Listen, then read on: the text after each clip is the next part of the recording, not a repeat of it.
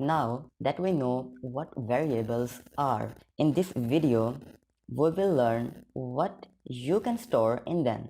Variables in PHP can store data of different types. So far in our code, we have created a variable that contains a string.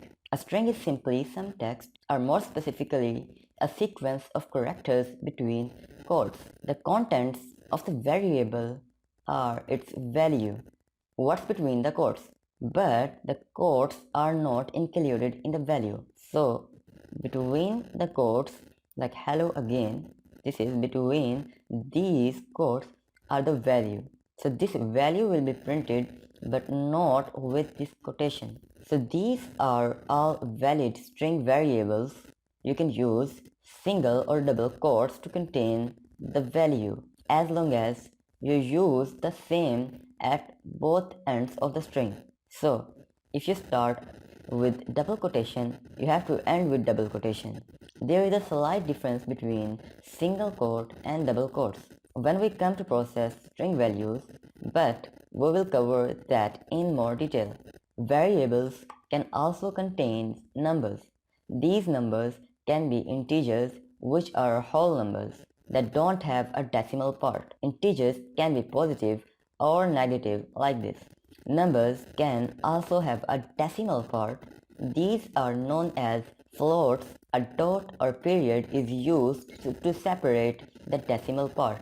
And of course, these can be negative also. It's important to note that if you use a language other than English where decimals are separated using a different character, for example Spanish, you still need to use the dot or period when writing a float value in PHP. One thing to be aware of is the difference between two variables like this. The first one contains a number, while the second one is a string. It's a string that contains numeric characters, but it is still a string. They are not same value.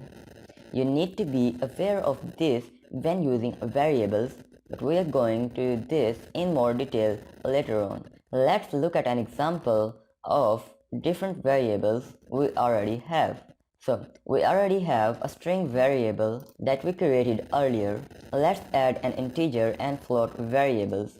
To add an integer, write a $sign and the name of the variable, like integer or whatever, or for more simplicity use number, like so. Then space and then equal sign and then again space and any number like 1 to 3.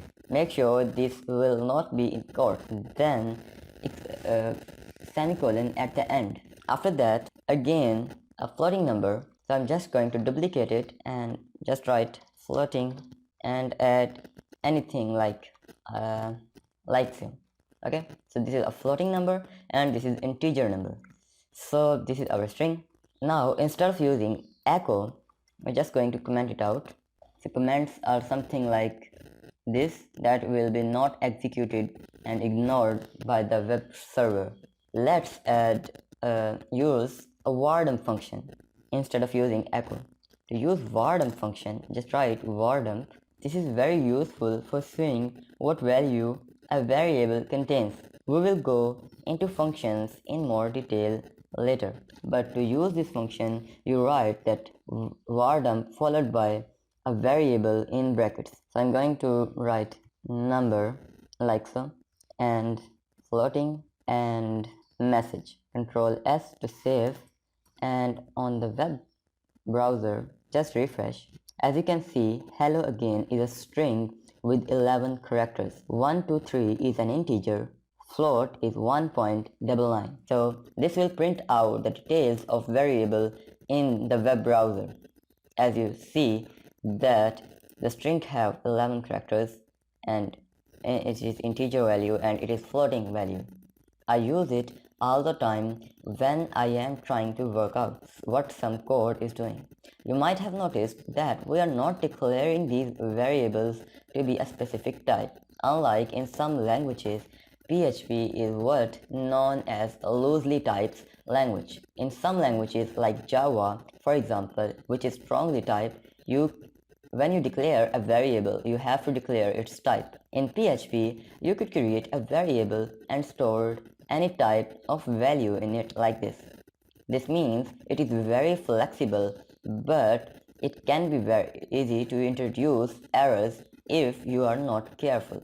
Don't worry, now we are going to be careful.